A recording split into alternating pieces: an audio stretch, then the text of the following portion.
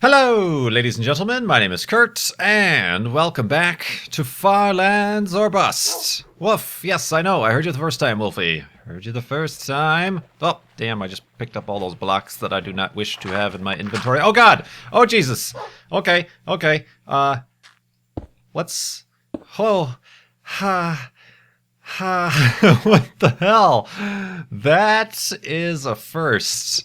We have never had a creeper... Well, I guess I take that back. We have had a creeper greet us at the front door, but never with such enthusiasm. Let's see if we can't... Oh my god, that scared me. It scared me the most because Wolfie was right out there. That, we just got him back. I don't... Listening for footsteps. I don't need... Alright. Oh, that's a bad idea. That's bad. That's bad. I feel like I'm playing Ultra Hardcore, like Good had his problems in the Season 3 of Ultra Hardcore of Creepers. Alright. Where you at, you bastard? Where you at? There he is. Oh, God. Oh, those are the stupid squids. How would you like a nice sharp arrow in your face? Oh, you would? How about another one? And how about a third? And perhaps the diamond sword of spawn pointiness will take you out. Suck it! That is what you get for giving me a minor heart attack. Trying to kill Wolfie. How dare you? Yeah, I see you guys out there. Scheming against us. Let's get out of here, Wolfie. I'm just going... Oh, I'm gonna feed him some bread. Did I get you? There we go. Let's get rid of that. Let's get our compass back in the hotbar. I know I forgot to do that last episode, but yes, we were traveling in the right direction. Oh, okay. No more scares, Wolfie. No more scares. That would have actually might have taken you out. Whew. All right. Now we're all awake. So yeah, we're back in Far Lands or Bust. And, I don't know how much more of that I can handle every day. Let's see, what are we doing? We are still raising money for Child's Play charity here in episode 183. We are up to $1,546.51, and that's over at farlandsorbust.com. You can keep contributing using the chip-in widget that is right there on the homepage. The money goes directly to childsplaycharity.org, and we're trying to reach $100,000 this season, Season 4 of Far Lands or Bust. So I do appreciate everybody continuing to do that for that good cause, and continuing the purpose and the adventure of me walking west to the Far Lands here in Minecraft Beta 1.7.3. That is why I don't have a hunger bar, or sprinting, or blocking, or any of the fanciful new things, or flower pots, or any of those amazing new features in the newest versions of the game, but yeah. It's always included in every video description, a small paragraph explaining what and why I'm doing this, so check that out. And I know I'm always going to be getting comments from new subscribers or people who don't quite understand, and that's quite alright. We don't need to berate them in the comments or anything like that. Let's just point them to the video description or to farlandsorbust.com. And then we can also give them a little nudge, perhaps, if they want to click that little chip-in widget. A lot of bridges. There's a bridge back there, and I think we went under a bridge in the last episode. But yeah, that's how that cookie crumbles. Wolves! Wolves. That actually got my heart pumping. I didn't know what to do. I kind of froze. And then I'm like, oh yeah, I should probably place a block in between the door there. Place blocks! But we survived. We're alright. Alright, let's get past it. Let's forget about such things. We've had greater scares. Whew. Alright, indeed. What was I going to say? Oh yeah, speaking of just getting Wolfie back in Season 4, I did upload, for those of you who might have missed, I got a lot of requests on episode 179, which was the season premiere for Season 4, where we had the epic hidey-hole paradox, where we went back and got Wolfie. We all, collectively. No, I kind of did a little bit of a above and beyond, a little bit of an extra intro that we normally don't do with Far Lands or Bust. It's usually just record and edit and upload, you know. But we did a little bit of an interesting intro to that, and everybody seemed to like that a lot, and I got a lot of requests to just upload that as its own video. It could be kind of a cool little, not so much like a trailer or a promo, but just kind of a cool standalone Far Lands or Bust video, and you know, it was about 4 minutes long or something like that. So I did that. So I'll put a link in the video description if you just want to check out the intro, or if you missed the season premiere, you could season premiere. That just sounds weird every time I say that, like it's a real show or something. Lol. But or you can check out the entire season premiere, and there's an entire episode after that intro you could watch. So yeah, I did that. What else is going on? Oh, our good friend from the KGBs, Brian, aka Lorgon111. How am I doing for planks of wood? A little bit low. Guess I can afford to chop down one of these small trees. Our good friend Brian, Lorgon111. I mentioned a while ago, and we were constantly teasing him during the, we're recording and uploading Spellbound Caves, the Vex map, super hostile, with Schism and Gleason. Ooh, hello, that's... Careful, Wolfie, jeez. But we, a lot of tubes. Endless tubes. We tease him. He recently left his job. He saved up a bunch of money, left his job, and is just kind of taking a break. Which I am currently on my own very extended break since July of 2011, but neither here nor there. But he did that, but it seems like he's getting a little bit more in his time, in his free time, getting a little bit more active with the YouTubes. He actually also just set up a twitch.tv. That's just twitch.tv/Lorgon, no 111, just Lorgon. But also, he recently joined the rest of the internet and started up a Twitter. That one is actually Lorgon111 on Twitter, so you can follow him and watch as he fumbles and tries to get the best of understanding what Twitter's all about. And perhaps we'll end up just getting confused and frustrated and never posting there. No, but yeah, we can welcome Brian Lorgon111 to the rest of the internet. For somebody whose job is based around computers, not really big onto the social media things, which is all right. I'm not that much either in the traditional sense. I don't really do any Reddit or Facebook or anything like that, but to each their own, and certainly, indeed. He's doing, speaking of Vex maps, he's doing the latest one, I believe is the latest one, Waking Up. But instead of doing it on YouTube, he's doing it all on Twitch TV, and he's been doing it with some frequency, and I've been popping in and out and seeing how he's doing.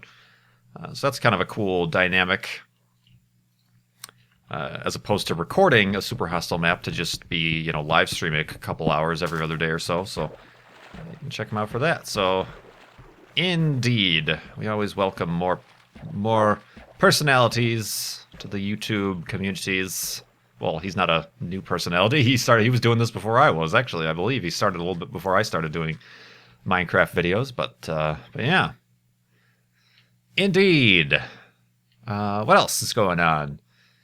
Every episode up until now, I think, has started out with some sort of astronomy news. Actually, every episode of the season, I should clarify. And there is indeed more astronomy news.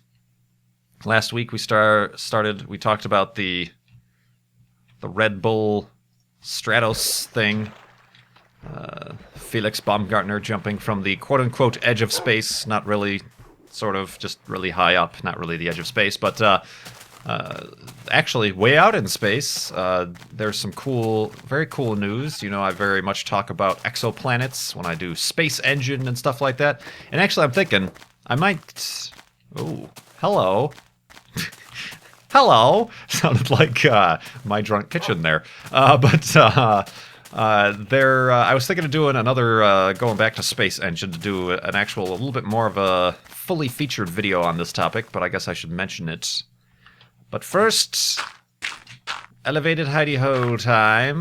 Boop, boop, boop. And a boop. And I have these extra beds made. Very nice. Ooh. Glitchy texture. Texture. It's a solid color. Cloud texture. Let's go to sleep.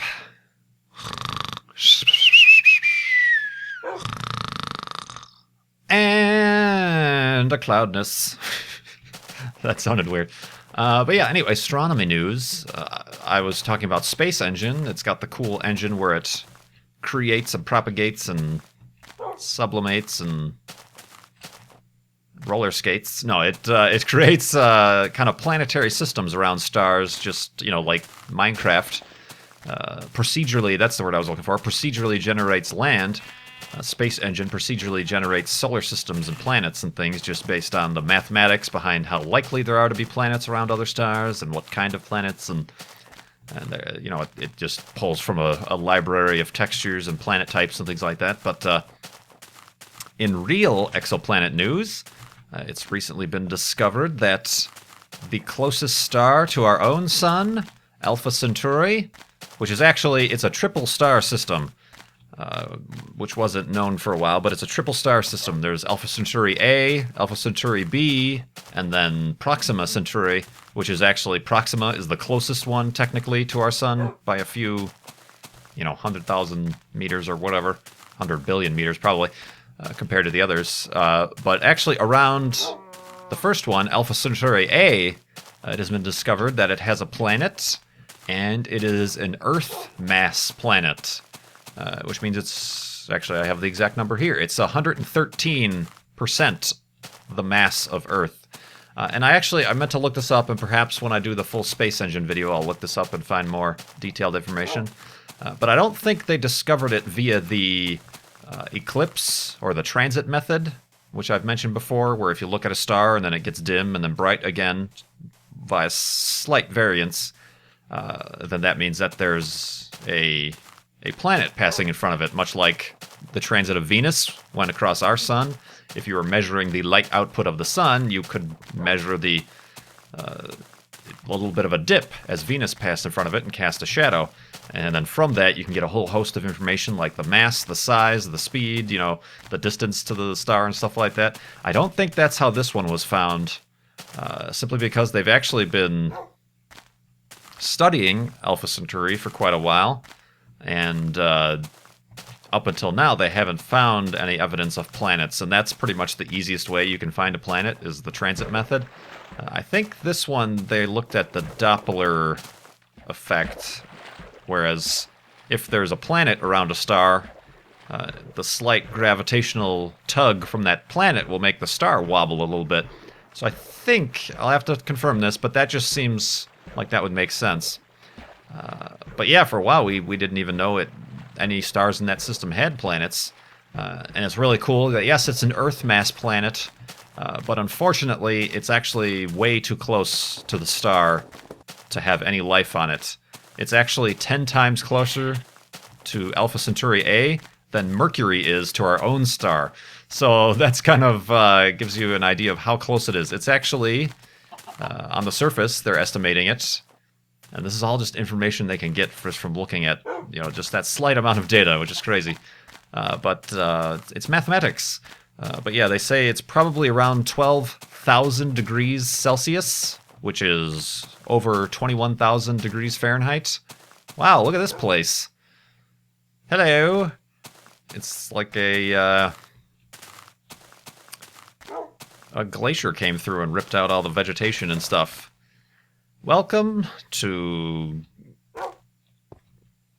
God, I'm getting bad at naming places, like the Canyon of Woe and the Tattoo Peaks. This is... Glacier Centauri. There we go. I'm trying to think of something on topic. This is neat. This would be a neat place to set up shop, like up on that peak. The mountain goat. Sheep. Cool. Yeah, this is kind of neat. I like these random areas where it does seem like all the grass was stripped away. I don't know what in the terrain generator does that, but it's kind of cool. And I'm glad they've kind of kept it. It's not its own biome. It just kind of happens randomly. So that's kind of cool. I was going to say, yeah, I'm glad they kept it in the recent versions. I've seen a lot of that, too. Cool. Okay, so yeah, what did I call this? Glacier Centauri. Careful! So yes, maybe about 1,000 or 2 years ago, a glacier came through here, flattened this out, made this basin. Glacier Centauri Basin. The Glacier Centauri Basin! I can name things. And there's wolves! Hello, wolves. Or wolf, at least. No, that's Wolfie. Was that Wolfie? Oh, okay, yeah, there's a wolf. Say hello. Boop. Well done. Okay, let's continue on. We've had enough stalling and setting ourselves back from getting to the far lands. Not that it's about the speed at which we get there. It's all about the journey and the experience. Oop. But yeah, it's way too hot for life. At least life as we know it. I know a lot of people can argue that, oh, just because life on Earth developed this way with DNA and cells and organisms and stuff like that doesn't mean life on other places couldn't have developed another way. True. But as best we can find and as best we can reproduce in the lab, the way life developed here on Earth is the easiest and most likely way for life to spring up elsewhere, just because it's the same chemicals and the same atoms and makeup, throughout the rest of the universe. It would take very extreme circumstances for another way to crop up. Not to say it's impossible. It just seems like, hey, hi, zombie spawner. I'm not that much interested in spawners anymore. I've come across hundreds of them, but it's more likely, in the way that the proteins end up forming DNA that then can replicate and blah, blah, blah, blah, blah. It's just, that's just the way these organic molecules want to form. So, and of course, let's say it is another form of life that doesn't base itself on the same water, carbon-based life forms that we are. How would we know? How would we be able to detect it? It would just appear to be a rock to us or something like that. So yeah, anyway, just in terms of that temperature is way too hot for, like I said, even DNA to form. DNA breaks down, the bonds break down at much lower temperatures than that. Just so yeah. The good news out of that isn't that, ooh, it's an Earth mass planet and ooh, it could have life. It's that we've suddenly found these planets around the closest star system to our own. Then it must be absolutely, that seals the nail in the coffin that stars... Hi, spider. Stars form with planets all the time. If us, obviously. It wasn't 20-some-odd years ago, within my own lifetime, that we had no evidence for any stars having any other exoplanets. We thought we were something special, but now it's like, oh, most planets must have some sort of accretion disk once they form, and then that disk turns into planets and things like that. Or most stars, did I say planets? Regardless, you get my point. So that's really cool news. And of course, you got to think we've discovered this one planet around Alpha Centauri. It would be very unusual for a star only to have one planet. There must be other planets, and perhaps further out in more of the Goldilocks zone, there could be a more habitable sounding planet. We'll just have to discover it. Our instruments will have to get better and stuff like that. So that's really cool. It's not like we're going to be sending probes there at any point anytime soon. Even though it is the closest star to our star, it's still, what is it, over 4 light years away? Yeah, 4.25 light years away.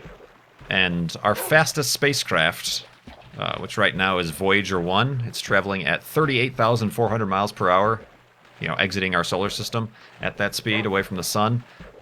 It's not heading towards Alpha Centauri or any nearby star. But if it was, let's just say we were to take Voyager 1 or any sort of spacecraft at that speed and fling it towards Alpha Centauri, we'll see if we can, take a look at this planet. We would have to wait at its fastest speed 17,465 years. 17,465 years for it to reach. And that's just taking into account velocity and distance. I'm not taking into account the gravitational tug of both stars or anything in between. Well, there's nothing in between, but of anything, of anything like that. So, yeah, even our fastest spacecraft, even if we somehow overnight designed a spacecraft that could travel 10 times as fast, it would still be over 1,500 years for it to reach. So,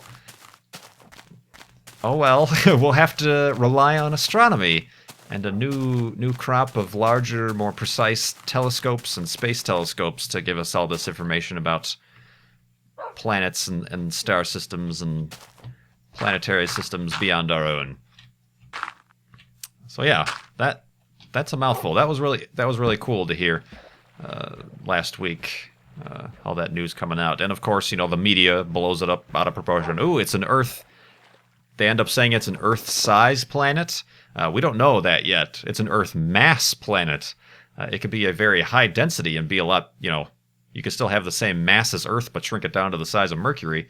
It could be a very dense planet, or it could be a very gaseous, almost Neptune-like planet and be a lot larger and still be the same mass as Earth. So I don't think we know specifically its size yet. But regardless, let us look at the stars of Minecraft here. Perhaps there are other cubes orbiting these stars. Who will know? We just have to have Dinnerbone introduce telescopes to the game. Ah, as if we don't have enough ridiculous things already. Oh, crap, let's go to sleep.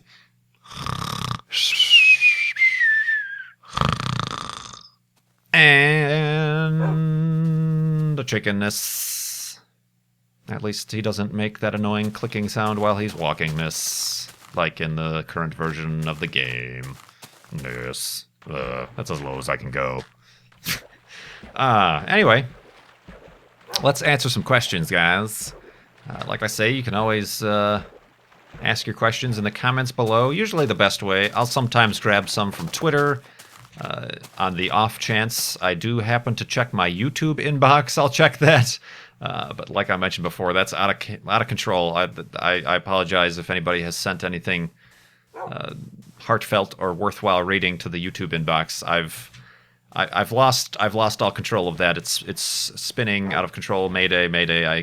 I simply can't keep up with that. But occasionally I'll just click on one and then read it. But the comments, usually before I start recording, I look at the previous episode and look through the comments. I do a search in Chrome for question marks. Oh crap, I shouldn't say that. Son of a bitch.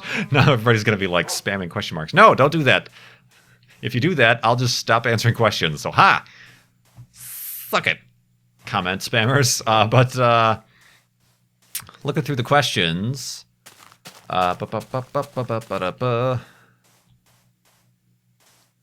here we go. Do you prefer coffee from a certain region of the world? Do you drink single origin or blends? From KurtJMac. We were talking about coffee before, and actually last Saturday we had, during the impromptu live stream, near the end, we had Zisto, BOO, and Eepbla join us, and we talked about coffee a little bit, and I was asking Zisto for some tips because I recently got a Chemex brewer, in addition to what I normally would be using, the French press, or just press pot, or whatever you want to call it. But I normally get my beans from Intelligentsia. It's a local place in Chicago here, is where they're actually started and headquartered, but they're a great... I want to say they're small, but they're not really small. They're kind of expanding. I know they now have locations in LA and things like that, but they source their own beans. It's all direct trade, so they directly trade, with the people in Colombia or Mexico or Africa, where they get their beans and stuff like that, and that's really cool. They, when you're browsing through their different coffees, they have pictures of the actual places and the people picking the beans and drying them out and doing whatever they do. But can you say that about your Dunkin' Donuts coffee or your Starbucks coffee even? But yeah, it's normally their single origin blends that I like, just because when you get a single origin, they tend to have more, and that's To explain, most of your coffees that you buy in the store or your Starbucks are blends. They're taken from different farms, different regions of the world, and blended together. As opposed to a single origin coffee, you're getting, okay, this coffee is this crop from this year, from this plantation or whatever, in this region of the world. So they usually have more pronounced and distinct flavors as opposed to with a blend. Obviously, you're mixing a bunch of flavors together. Kind of the difference between a single malt scotch versus a blended scotch. There's nothing wrong with blended coffees or scotches, but it's just kind of a different way to taste. So I normally go for the single origin coffees. I tend to lean towards more of the South American varieties. They tend to be a little bit more on the chocolatey, the kind of darker, the dark side of the force of the coffee. Luke, use the French press. What was I going to say? But yeah, I tend to go towards those. I have had a few good, and I do, I dabble. I'm a man about the coffee town. Nah. I have gotten some of the more, there are single origins from Africa that are pretty good. I found that those tend to have a little bit more of that bright, more fruity, acidic flavors. And, you can get either or from, I've had some fruit, kind of zesty flavors from South America and vice versa from Africa and stuff like that. But I tend to go for the more South American, just for that reason. I like the darker kind of chocolate, the chocolatey, the sugary, the kind of the sweeter as opposed to the more bright or acidic, you could say. But yeah, where was that question? I kind of went off on a tangent. But yeah, I mean, if you have the chance, I mean, you can. What I do is I've never been to any of Intelligentsia's coffee bars. I tend to enjoy my coffee alone, not in a store setting. So I buy online, and the cool thing about Intelligentsia, aside from having the single origin stuff, in season fresh stuff, is that as a smaller place, they roast your beans for you. As opposed to the stuff you find at the store or Starbucks, they roast a big batch of it and package it and label it and send it out. When you order, you place your order online, depending on where you're closer to, you can say, okay, this one's available in Chicago or LA. If you're more on the West Coast, they'll ship it out of LA, so it's fresher. Or obviously around here, they ship it from Chicago and I get it the next day. But you order it and then they roast it and then you get the bag and it says this was roasted, and it's, for me anyway, it was normally roasted yesterday. So it's like really fresh. Sometimes you actually have to like wait a few days to let it, what they call, let the beans settle, cool down, to get all their, the what's the word I'm looking for? The carbon dioxide? Is that what's in the beans? To let the carbon dioxide kind of relax and get out before you can actually start brewing it. Otherwise it would just be kind of like over too fresh, I guess you could say. But yeah, that's a really cool thing. And I would recommend, I mean, it's a little bit more expensive, obviously, depending. A 1 pound bag is maybe like $25 or something like that, but it's certainly worth it. So yes, I do enjoy the coffee, and I do thank the Zisto for his help. I am starting to get the hang of the Chemex brewer. I was having problems where it was too bitter, and that usually means it's either under or over extracted. So I've refined the grind. I've refined the grind, and a little bit not as coarse as the French press, but not as fine as your normal drip coffee. So I've refined that. I've done a little bit better. Did he just jump over me and into the water? Well done. I'm just gonna walk or swim, I guess. I've refined it, so I'm honing in. I still don't think it's perfect. And I think I'm going to have to get a new kettle that pours a little bit better, one of those gooseneck kettles. Just because I tend to put the water in and it just comes, sloshes out and kind of mixes things up, which I don't think is good for the Chemex. But regardless, yes, thank you for that question. Boop. Here we go. I have to look out for any holes in the ground, because I know the last time I answered a question from this guy, I fell in a hole. But the Sticky Stick Man asks, I again, another question from the Sticky Stick Man. He asks, have you ever wanted to end Flob, Farlands or Bust? Like, just end the series abruptly because you were unmotivated or something? No. Yes and no. No, because, you know, that's one of the reasons I started doing the thing for Child's Play charity. Is it was kind of, it added kind of more of a reason. You know, once...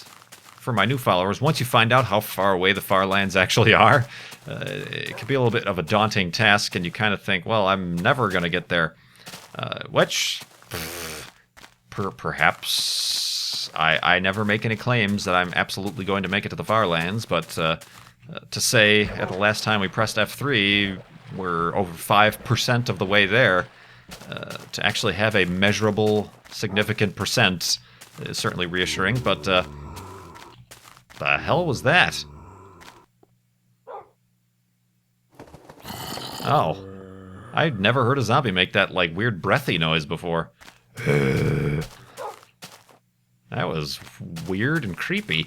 So yeah, that's why I started the Child's Play charity thing, and since I've started that, and since all of the support for that, I really haven't had any urge to end Flob. I've always... kind of jokingly or trollishly, I guess, thought, you know, how would people react if I just stopped doing the whole YouTube thing and just, like, disappeared from the internet? Like, well, I can't snap my finger. If I just disappeared from the internet entirely, that would be, to me, kind of amusing. An interesting social experiment, if you will, and I will, to just do that. I know there have been... Oh, damn, all these... Let's do it over here. I don't like this either. All right, let's go over here. Yeah, this is good. Oh, it's not good at all. Damn it! Okay, let's swim over here and make a hidey hole right there. Somebody already has a hidey hole there. So yeah, I kind of thought that, and I know there have been like YouTubers and stuff in the past who have just kind of fallen off the face of the earth for one reason or the other. I will say that I will resist such urges. I will not do that to you guys. I don't want to be one of those stories on the internet. Whatever happened to this guy? He just disappeared, didn't he? Oh, this or that happens, and a bunch of rumors go around or whatever, but yeah, I've thought about it just in that respect as kind of a thought experiment, a social experiment, to see what exactly would become of such things. I don't know, perhaps... I would have inspired some of you to start your own, you know, to pick up the journey where I left off or something like that. But, oop, I'm making this too big. But no, I don't think you guys have to worry about that, especially now that we're doing the Child's Play charity thing. At least for Season 4, we have $99,000 left to raise for Child's Play charity. So yeah, thank you for that question, the Sticky Stick Man. I know you were one of those people who were trying to find the best place to ask me a question, and you asked them everywhere. On my Facebook, on the YouTube inbox, on the comments, and on the YouTube comment page. And so I didn't fall in a hole this time after trying to ask your question. So hopefully it's not like a Sticky Stick Man curse. But that signals the end of this episode. Wait, yeah, let's make some boats. Or at least a boat. Woof. Wolfie agrees. Boats are a good thing to have on you, just in case. But yeah, as I was just saying, you can keep going to farlandsorbust.com to contribute to our Child's Play charity fundraiser. Oh. And I do appreciate everybody who does. And you can just click on that little chip-in widget, and that really helps out. Goes to a great cause, and goes to continuing to convince me to keep on walking to the far lands and not just quit and fall off the face of the internet world, as we were just talking about. So yeah, I really do appreciate all that, and keep asking me those questions in the comments below, and I'll keep having things to talk about during these episodes. But as the piano plays me out, I wanted to once more remind you can press the little like button. That's another way to encourage me to keep going, letting me know that you like my content. And subscribe if you're not already subscribed. But until next time, my name is Kurt, I will see you next time, I guess. I said that twice. Who cares? Let's go to sleep.